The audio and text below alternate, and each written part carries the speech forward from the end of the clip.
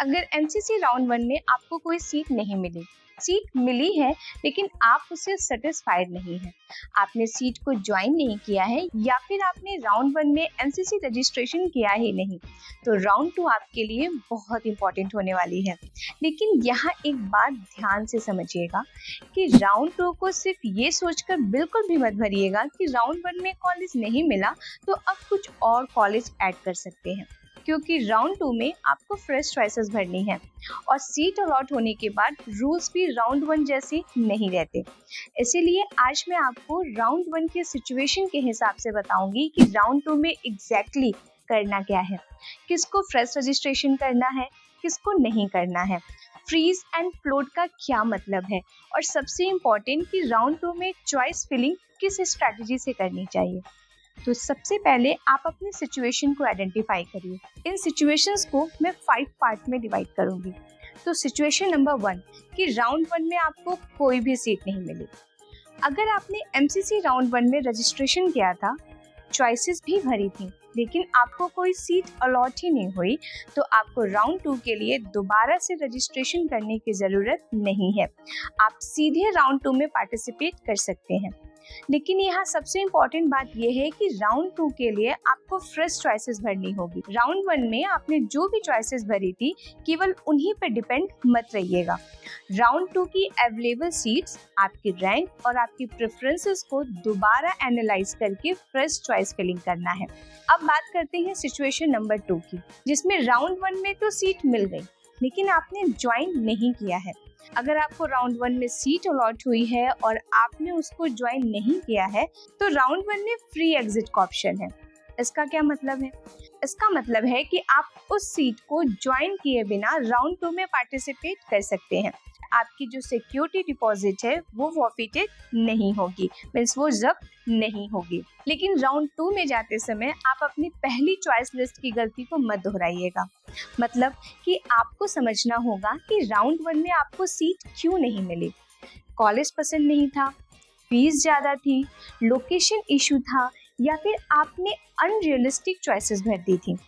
Round 2 की list इसी analysis के आप बाद ही बनाइएगा। अब बात करते हैं सिचुएशन नंबर 3 की। राउंड 1 में आपको सीट मिल गई लेकिन आप अपग्रेड करना चाहते हैं। जैसे कि मान लीजिए कि आपको राउंड 1 में कोई सीट मिल गई, सीट ठीक है लेकिन आप उससे बेहतर कॉलेज चाहते हैं। यहाँ 2026 का एक नया फ्लोट सिस्टम समझना बहुत ज़रूरी है।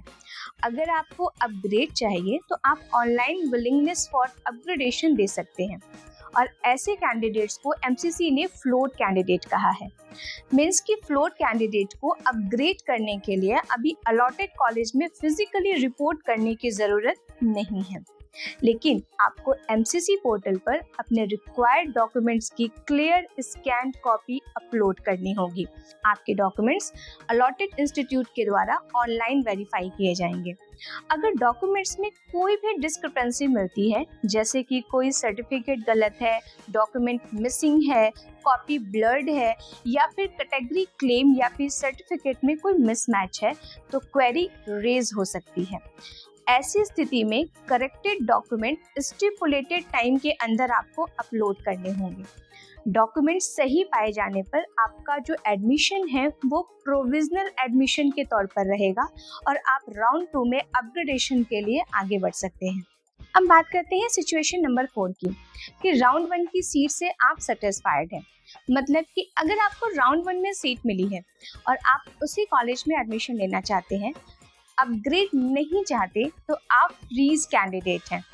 मीन्स कि फ्रीज कैंडिडेट को अलॉटेड इंस्टीट्यूट में फिजिकली रिपोर्ट करके एडमिशन फॉर्मेलिटीज को कंप्लीट करनी होगी। आपका ओरिजिनल डॉक्यूमेंट वेरीफाई होगा और आप इंस्टीट्यूट के एडमिशन प्रोसेस को कंप्लीट करेंगे। आई होप कि अब आपको फ्रीज एंड फ्लोट का डिफरेंस समझ में आ गया होगा। चाहे आप फ्रीज कैंडिडेट हैं या आप फ्लोट कैंडिडेट हैं, सबसे पहले आपको ऑनलाइन वेरिफिकेशन कराना ही होगा। अगर आप फ्रीज की तरफ जा रहे हैं तभी आपको अलॉटेड इंस्टीट्यूट में फिजिकली प्रेजेंट होकर अपने ओरिजिनल डॉक्यूमेंट्स को वेरीफाई करने होंगे और इंस्टीट्यूट की एडमिशन प्रोसेस को आगे बढ़ाना होगा। आई होप कि यहाँ तक आपको समझ में आ गया होगा, और अगर नहीं आया तो मुझे कमेंट बॉक्स में ज़रूर बताएं कि आपको क्या चीज़ समझ में नहीं आई। मैं ट्राई करूँगी कि आपके हर एक क्वेश्चन का जवाब दे पाऊँ। अब और एक इम्पॉर्टेंट बात यहाँ समझिएगा कि 2026 में फ्रीज और फ्लोट दोनों कैंडिडेट के लिए required scan documents MCC portal पर अपलोड करना मैंडेटरी है।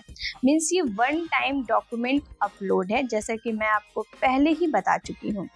ठीक है, अब बात करते हैं सिचुएशन नंबर 5 की, जहां राउंड 1 में एमसीसी रजिस्ट्रेशन हुआ ही नहीं।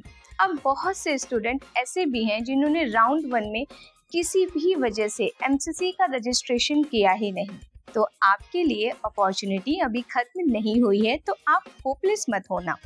आप राउंड 2 में फ्रेश रजिस्ट्रेशन कर सकते हैं, लेकिन आपको prescribe registration fees and security deposit के साथ कंप्लीट रजिस्ट्रेशन करना होगा।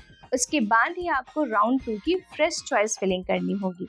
अब आते हैं राउंड 2 की सबसे इम्पोर्टेंट चीज पर, जो है चॉइस फिलिंग स्ट्रेटेजी, और यहीं पर सबसे ज्यादा स्टूडेंट्स गलती करते हैं।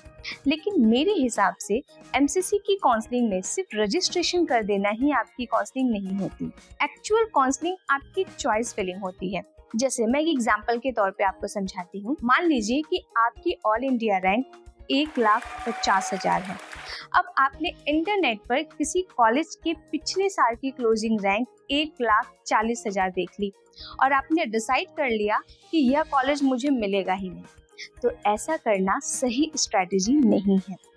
प्रीवियस ईयर क्लोजिंग रैंक आपको ट्रेंड समझने में मदद करती है, लेकिन वह करंट ईयर की गारंटी बिल्कुल भी नहीं है कि आपको सीट मिलेगी या फिर नहीं मिलेगी। इसीलिए राउंड 2 की चॉइस लिस्ट बनाते समय आपको 3 लेवल्स में कॉलेज को डिवाइड करना है। ये मेरी सलाह आपको है, जिसमें पहला होगा ड्रीम या एस्पिरेशनल चॉइसेस। मींस कि ऐसे कॉलेजेस जो आपकी रैंक से थोड़े ऊपर हैं, लेकिन अगर राउंड 2 में मूवमेंट आता है तो पॉसिबिलिटी बन सकती है। दूसरा है रियलिस्टिक चॉइसेस। मींस कि जहां आपकी रैंक, कैटेगरी और प्रीवियस ट्रेंड को देखकर एक प्रैक्टिकल पॉसिबिलिटी बनती है। और तीसरा है सेफ या फिर बैकअप चॉइसेस। मींस कि जहां कंपैरेटिवली एडमिशन प्रोबेबिलिटी ज्यादा हो सकती है और जहां पे आप वास्तव में ज्वाइन करने के लिए तैयार हैं। लेकिन एक चीज का ध्यान रखिएगा कि बैकअप का मतलब ऐसा कॉलेज बिल्कुल भी नहीं है जहां की सीट मिलने पर आप जाना ही ना चाहें, क्योंकि राउंड 2 में जो रूल्स हैं वो राउंड 1 से काफी अलग होते हैं।